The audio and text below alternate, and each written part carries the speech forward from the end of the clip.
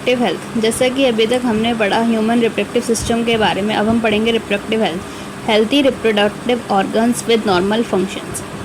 अब according to WHO क्या होता है, एक वर्ल्ड हेल्थ ऑर्गेनाइजेशन है, उसने क्या बताया, उसके हिसाब से जो total well being in all aspects of reproduction in physical, emotional, behavioural, social, मतलब एक इंसान को physically fit, emotionally fit, behavioural और सोशली फिट होना होगा, तभी वो हेल्थी कहलाएगा। Reproductive health problems and strategies. Action plans and programmes at national level. India was first to initiate. India पहला था जिसने नेशनल लेवल पे एक्शन प्लान्स और प्रोग्राम्स को इनिशिएट कराया था। 1951 में फैमिली प्लानिंग आई थी। नई नई टेक्निक्स और स्ट्रेटजीज़ का इम्प्लीमेंट होना एक इंसान के लिए काफ़ी इसको एफिशिएंट बनाता है। अब जैसे कि अमीनो सेंटेंसेस एक ऐसी टेक्निक आई थी जिससे कि जेनेटिक डिसऑर्डर्स पता लग जाते थे बच्चे के, जैसे कि डाउन सिंड्रोम्स हो गया, हीमोफीलिया हो गया, सिकल सेल एनीमिया हो गया। सहेली एक कॉन्ट्रासेप्टिव, ओरल कॉन्ट्रासेप्टिव है उन फीमेल्स के लिए जो कि CDRI central drug research institute Lucknow के द्वारा बनाई गई है कंट्रासेप्शन को प्रिवेंट करने के लिए। Population stabilisation and birth control. World की पॉपुलेशन 1990 में जो कि 2 बिलियन थी, तो वो सीधे 2000 में उसकी 3 गुना 6 बिलियन हो चुकी थी, और 2011 तक आते आते 7.2 बिलियन थी। मतलब कुछ ना कुछ सुधार हुआ था इस पॉपुलेशन को कंट्रोल करने में। ऐसे ही अगर हम इंडिया का देखें तो इंडिया में 1947 इंडिपेंडेंस के टाइम पे जो पॉपुलेशन 350 मिलियन थी, वो सीधे 2000 में 1 बिलियन हो चुकी थी, और मई 2011 तक अगर उसका देखा जाए तो 1.2 बिलियन थी। मतलब कुछ ना कुछ उसका कंट्रोल हुआ। अब 2011 सेंसस रिपोर्ट के अनुसार अगर देखा जाए तो जो पॉपुलेशन ग्रोथ रेट था वो लेस देन 2% था, मतलब 20 पर 1000 पर ईयर। मतलब एक साल में उन 1000 लोगों में 20 पर लोग नए बर्थ ले रहे थे। तो इस increasing alarming rate population rate के को देखा जाए तो इससे क्या आ रहा था, काफ़ी स्कैरसिटी हो जा रही थी, काफ़ी बेसिक रिक्वायरमेंट्स की, जैसे कि फूड, शेल्टरिंग, क्लॉथिंग, इन सब की कमी हो रही थी। तो इसीलिए गवर्नमेंट को कुछ सीरियस एक्शंस लेने पड़े थे पॉपुलेशन ग्रोथ रेट को रोकने के लिए, जिनमें से सबसे इम्पॉर्टेंट जो था उसमें ये था कि स्मॉलर फैमिलीज़ के लिए मोटिवेट करना लोगों को। हम दो हमारे दोस्त लोगन, मतलब We Two Are Two। और इवन अर्बन एरियाज़ में कई कपल्स ये एक अडॉप्ट मान रखा था 1 चाइल्ड नॉर्म का, और मैरिजेबल एज को बढ़ाना, जैसे कि मेल्स में 21 ईयर्स और फीमेल्स में 18 ईयर्स हो गया था। ऐसे ही एक और इम्पॉर्टेंट चीज़ थी पॉपुलेशन ग्रोथ रेट को देखने के लिए, जो कि थे आइडियल कॉन्ट्रासेप्टिव्स, जो कि यूज़र फ्रेंडली होते हैं, इजीली अवेलेबल, आसानी से मिल जाते हैं, इफ़ेक्टिव होते हैं, रिवर्सिबल होते हैं, मतलब उनको बार बार यूज़ कर सकते हैं, और उनका बहुत कम या ना के बराबर साइड इफ़ेक्ट्स होते हैं। ये किसी सेक्सुअल डिराइव से इंटरफेयर नहीं होते या डिज़ायर से, ना ही यूज़र को सेक्सुअल एक्ट के लिए रोकते हैं। ये कई तरीके के हो सकते हैं, जैसे कि नेचुरल या ट्रेडिशनल, बैरियर के ज़रिए, IUD मतलब intra uterine devices, oral contraceptive, injectables, implants और सर्जिकल मेथड्स के द्वारा होते हैं। हमने आइडियल कॉन्ट्रासेप्टिव्स के बारे में देखा, तो उसमें हम सबसे पहले पढ़ेंगे नेचुरल मेथड। इसमें क्या होता है, ये क्या करता है, अवॉइड करता है स्पर्म और ओवम की मीटिंग को, जैसे कि पीरियोडिक एब्स्टिनेंस मतलब abstain from coitus from 10th to 17th day of menstrual cycle. जब भी फीमेल्स में मेंस्ट्रुअल साइकिल होती है तो उसके 10 से 17वें दिन तक कोइटस से रुकना, जो कि फर्टाइल पीरियड होता है। सेकंड है विड्रॉवल या फिर कोइटस इंटरप्टस। इसमें क्या होता है, जो मेल होता है वो अपनी पेनिस को वेजाइना, फीमेल के वेजाइना से विड्रॉ कर लेता है जैसे ही इजेक्यूलेशन होने वाला होता है, किसको, टू अवॉइड इंसेमिनेशन। तीसरा आता है लैक्टेशनल एमिनोरिया मतलब absence of menstruation. Chances of contraception almost nil up to a maximum period of 6 months following parturition. जब एक मदर होती है, जब वो अपने बेबी को 6 मंथ्स तक जब वो फीड कराती है, तो 6 मंथ्स तक जो चांसेस होते हैं कॉन्सेप्शन के, वो ऑलमोस्ट नील होते हैं। बैरियर मेथड क्या करता है, एक बैरियर लगा दिया, तो ये फिजिकल मीटिंग को प्रिवेंट करता है। जैसे कि हमारे कॉन्डम्स हो गए, कॉन्डम्स क्या करते हैं, ये थिन रबड़ या फिर लिटेक्स शीट्स के बने होते हैं, जो कि मेल्स में पेनिस को कवर करते हैं और फीमेल्स में सर्विक्स या वेजाइना को कवर करते हैं ड्यूरिंग कॉइटस। तो एक मेल्स के लिए एक बहुत ही पॉपुलर ब्रांड है कॉन्डम्स की, जिसको हम निरोध कहते हैं, जो कि ये और क्या करता है, इसका सबसे बड़ा इम्पॉर्टेंट ये है कि ये प्रोटेक्ट करता है यूज़र को STI और एड्स से, सेक्सुअल ट्रांसमिटेड इन्फेक्शन से और एड्स से। ये डिस्पोजेबल होते हैं, सेल्फ इंसर्टेड होते हैं और प्राइवेसी प्रोवाइड कराते हैं यूज़र को। और दूसरा आता है डायफ्रैगम, सर्वाइकल कैप्स या वॉल्ट्स। ये रबड़ के बने होते हैं और फीमेल की रिप्रोडक्टिव ट्रैक्ट में इंसर्ट होते हैं टू कवर सर्विक्स ड्यूरिंग कॉइटस। ये रीयूजेबल होते हैं, स्पर्मिसाइडल क्रीम्स के साथ आते हैं, जेलीज के साथ आते हैं और फोम्स के साथ आते हैं, usually used along with barriers to increase conception efficiency, ताकि ये इस एफिशिएंसी को बढ़ा सकें। अब आता है IUD मतलब इंट्रा यूट्राइन डिवाइसेस, जो कि सबसे ज़्यादा यूज़ किया जाता है। ये डॉक्टर्स के ज़रिए इन यूट्रस में वेजाइना के थ्रू इंसर्ट किया जाता है। ये 3 तरीके के होते हैं, नॉन मेडिकेटेड, कॉपर रिलीजिंग और हार्मोन रिलीजिंग। तो नॉन मेडिकेटेड ये क्या होता है, इसका एग्जांपल है लिपीज़ लूप। कॉपर रिलीजिंग IUD जैसे हमारे पास कॉपर T, कॉपर 7, मल्टीलोड 375 हो गया। और हार्मोन रिलीजिंग जैसे कि हमारे पास जो हार्मोन्स रिलीज़ करते हैं, प्रोजेस्टर सर्ट, LNG-20, ये हमारे हार्मोन रिलीजिंग इंट्रायूट्राइन डिवाइसेस हो गए। अब ये इंट्रायूट्राइन डिवाइसेस क्या करते हैं, फेगोसाइटोसिस ऑफ स्पर्म को इंक्रीज़ कराते हैं यूट्रस के अंदर और कॉपर आयंस रिलीज़ करते हैं, स्पर्म की मोटिलिटी को कम कर देते हैं। कॉपर आयन को रिलीज़ करा के और उसकी कैपेसिटी को, फर्टिलाइजिंग कैपेसिटी को कम कर देते हैं। हार्मोन रिलीजिंग क्या कराते हैं, यूट्रस को अनसूटेबल करा देते हैं इम्प्लांटेशन के लिए और सर्विक्स हॉस्टाइल टू स्पर्म्स।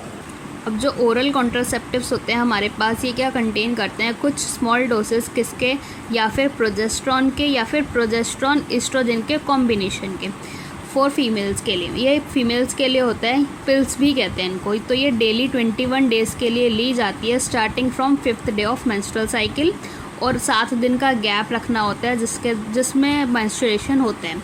फिर उसके बाद ये रिपीट करनी पड़ती, अगर मतलब जब तक एक फ़ीमेल को कंट्रासेप्शन से प्रिवेंट होना है तब तक वो ये रिपीट कर सकते हैं।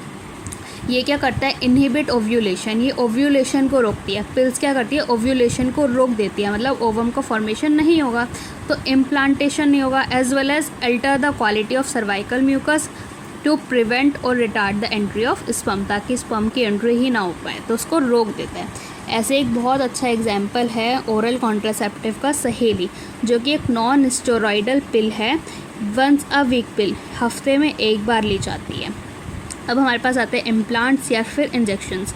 तो प्रोजेस्ट्रॉन अकेला या फिर ईस्ट्रोजन के साथ कॉम्बिनेशन में स्किन के अंडर लगाया इंजेक्ट करा जाता है। इसका इफ़ेक्टिव पीरियड काफ़ी देर तक चलता है, काफ़ी सालों तक चलता है। 72 आवर्स ऑफ क्वाइटस के अंदर यूज़ किया जाएगा, तो एक इमरजेंसी कॉन्ट्रासेप्टिव का काम करता है। अब आता है सर्जिकल मतलब इसकी जो रिवर्सिबिलिटी होती है वो काफ़ी पुअर होती है। सर्जिकल ये मतलब स्टेरिलाइजेशन टेक्निक है, ये टर्मिनल मेथड है, मतलब अब रोक देना है, तो इसके आगे अब फिर नहीं कर सकते हैं। तो ये क्या करता है, गैमेट के ट्रांसपोर्ट को ही ब्लॉक कर देता है, जिससे कि कॉन्सेप्शन नहीं होता। तो ये मेल्स के लिए जो यूज़ होता है सर्जिकल मेथड, उसको हम वैसेक्टोमी कहते हैं। फीमेल्स के लिए जो यूज़ होता है उसको हम ट्यूबेक्टोमी कहते हैं। तो मेल्स के लिए जो वैसेक्टोमी होता है, वैसेक्टोमी की में क्या होगा, एक वास्ट डिफरेंस का छोटा सा पोर्शन कट कर दिया जाएगा और वहाँ पे टाइड अप कर दिया जाएगा एक स्मॉल इंसीजन के ज़रिए, किसमें, स्क्रोटम में। ऐसे ट्यूबेक्टोमी में क्या होता है, फैलोपियन ट्यूब का एक छोटा सा पार्ट रिमूव करेंगे और टाइट कर देंगे थ्रू स्मॉल इंसीजन, कहाँ पे, एब्डोमेन में, वेजाइना के थ्रू। इन कॉन्ट्रासेप्टिव मेथड्स के कुल इल इफ़ेक्ट्स भी हैं, जैसे कि क्या हो सकता है अगर हम ज़्यादा मात्रा में इसको यूज़ कर रहे हैं, बहुत ही लगातार इसको यूज़ करेंगे, तो इससे क्या हो सकता है nausea, abdominal pain, breakthrough bleeding, irregular menstrual bleeding और ब्रेस्ट कैंसर तक बीमारियां इससे हो सकती हैं। एमटीपी मतलब मेडिकल टर्मिनेशन ऑफ प्रेगनेंसी, इसको हम इंड्यूस एबॉर्शन भी कहते हैं। तो वर्ल्ड में 45 to 50 million in year, 1/5 of conceived pregnancy is legalised. हमारे वर्ल्ड में 45 से 50 मिलियन एमटीपीज परफॉर्म्ड की जाती हैं, मतलब जितनी भी वर्ल्ड में प्रेगनेंसी हो रही है उसकी 1/5 प्रेगनेंसी को अबॉर्ट किया जाता है। तो जो इंडिया की गवर्नमेंट थी उसने एमटीपी को लीगलाइज्ड किया था 1971 में, कुछ स्ट्रिक्ट एक्शंस के लिए, ताकि इसके मिसयूज़ को रोका जा सके। तो लोग एमटीपी ही क्यों कराते हैं? तो एमटीपी लोग इसलिए कराते हैं ताकि कई बार क्या होता है कि कई बार बच्चे को ख़तरा होता है, कई बार माँ को ख़तरा हो सकता है उस प्रेगनेंसी से, या फिर जो अनप्रोटेक्टेड इंटरकोर्स होता है, या फिर फेलियर के चांस हो सकते हैं, या फिर कोई रेप का केस होता है, तो एमटीपी इसीलिए परफॉर्म की जाती है। तो ये सेफ़ होती है अप टू 12 वीक्स तक, फर्स्ट ट्राइमेस्टर तक ये सेफ़ होती है। तो उसमें कोई मेडिकल मतलब उसमें सिर्फ एक डॉक्टर की हमें ज़रूरत पड़ेगी। और अगर ये 12 वीक्स से ज़्यादा और 24 वीक्स से कम, मतलब सेकेंड ट्राइमेस्टर की अगर एमटीपी हमें करानी है, तो वो काफ़ी रिस्कियर होती है और इसमें हमें 2 मेडिकल प्रैक्टिशनर की ज़रूरत होती है। STI सेक्सुअली ट्रांसमिटेड इन्फेक्शन, जो कि सेक्सुअल इंटरकोर्स से फैलती है, इसको हम वेनरल डिजीज़ भी कहते हैं। और RTI मतलब reproductive transmitted infection, gonorrhoea, syphilis, genital herpes, chlamydiasis, genital warts, trichomoniasis, hepatitis B. और इसमें जो HIV है वो लीड करता है एड्स को। जो HIV और हेपेटाइटिस बी है, इसमें ये कैसे फैलता है? निडल की शेयरिंग से, सर्जिकल इंस्ट्रूमेंट से, ब्लड के ट्रांसफ्यूज़न से, या फिर माँ से बच्चे में। अब HHH मतलब हेपेटाइटिस बी, जेनाइटल हर्पिस और HIV, ये जो 3 सेक्सुअली ट्रांसमिटेड डिजीज़ है, ये नॉन क्योरेबल है। ये सारी डिजीज़ के जो अर्ली सिम्टम्स होते हैं वो माइनर होते हैं, जैसे कि itching, fluid discharge, slight pain, swelling in genital region. अब जो इन्फेक्टेड फीमेल होती है वो एसिम्प्टोमेटिक, मतलब उसके पास सिम्टम्स नहीं भी आते काफ़ी लेट टाइम तक। तो लेटर कॉम्प्लिकेशंस जो होते हैं वो कर देते हैं PID, पेल्विक इन्फ्लामेटरी डिजीज़ हो सकती है, एबॉर्शन हो सकता है, स्टिल बर्थ हो सकता है, एक्टोपिक प्रेगनेंसी का मतलब यूट्रस के अलावा कहीं और जगह इम्प्लांटेशन हो जाना, इनफर्टिलिटी, या फिर even cancer of reproductive tract, ये सब हो सकते हैं। हाई अमंग 15 to 24 ईयर्स, ये 15 से 24 साल के बच्चों में काफ़ी ज़्यादा देखा जाता है। और एक इंसान इससे कैसे बच सकता है? तो वो अवॉइड सेक्स विद अनोन या multiple partners, always use condoms during coitus, और अगर डाउट है तो detected early by a qualified doctor. Infertility का मतलब क्या है? कपल होते हैं वो they are unable to produce children in spite of unprotected sexual cohabitation. Sexual act करने के बाद भी कोई कपल अगर कंसीव नहीं कर पा रहा है तो वो इनफर्टिलिटी कहलाता है। इसका रीज़न क्या हो सकता है? Physical, congenital disease, drugs, immunological, psychological भी हो सकते हैं। और इसके लिए क्या होता है? तो इसके लिए कुछ टेक्निक्स डेवलप की गई हैं जिसको हम आर्ट कहते हैं, असिस्टेड रिप्रोडक्टिव टेक्नोलॉजीज़। ये 2 तरीके की होती हैं, इन विवो और इन विट्रो। तो इन विवो फर्टिलाइजेशन, ये क्या होता है? In vitro fertilisation, IVF, in vitro fertilisation. इसमें क्या होता है? फर्टिलाइजेशन जो होती है वो बॉडी के बाहर होती है, फॉलोड बाय एम्ब्रियो ट्रांसफ़र, इसे टेस्ट ट्यूब बेबी भी कहते हैं। तो फीमेल्स में जो ओवा होता है और मेल्स का जो स्पर्म होता है वो कलेक्ट किया जाता है जाइगोट को प्रोड्यूस करने के लिए। तो अप टू 8 ब्लास्टोमर जो स्टेज होती है वो फेलोपियन ट्यूब में इंजेक्ट कर दी जाती है, जिसको हम जिफ्ट कहते हैं, जाइगोट इंट्रा फेलोपियन ट्रांसफ़र। और अगर ये मोर देन 8 स्टेज होती है तो ये यूट्रस में ट्रांसफ़र कर दी जाती है, जिसको हम इंट्रा यूट्राइन ट्रांसफ़र कहते हैं। अब आता है इन वीवो मतलब विद इन फीमेल के अंदर जो फर्टिलाइजेशन हो रहा है। तो इसमें दो होते हैं gamete intra fallopian transfer gift. इसमें क्या होता है, जो जैसे कि एक वुमेन है तो वो ओवम प्रोड्यूस नहीं कर पा रही है, तो किसी और फीमेल का ओवम लेके उस दूसरी फीमेल की फेलोपियन ट्यूब में ट्रांसफ़र करने को हम गिफ्ट कहते हैं। ICSI intracytoplasmic sperm injection. इसमें क्या होता है, स्पर्म को हम डायरेक्टली ओवम में इंजेक्ट करते हैं। तो इनफर्टिलिटी जो होती है ये एक मेल पार्टनर की इनएबिलिटी की वजह से भी हो सकती है कि अगर वो फीमेल को इंसेमिनेट नहीं कर पा रहा या फिर उसका जो स्पर्म काउंट है वो काफ़ी कम है, तो इसी को हम कहते हैं आर्टिफिशियल इंसेमिनेशन, मतलब लो स्पर्म काउंट। इसमें क्या होता है, semen is artificially introduced into vagina या यूट्रस। फीमेल की वजाइना या यूट्रस में सीमन को आर्टिफिशियली इंट्रोड्यूस किया जाता है, इसको हम आर्टिफिशियल इंसेमिनेशन कहेंगे। और इस प्रोसेस को हम इंट्रा यूट्राइन इंसेमिनेशन IUI कहते हैं।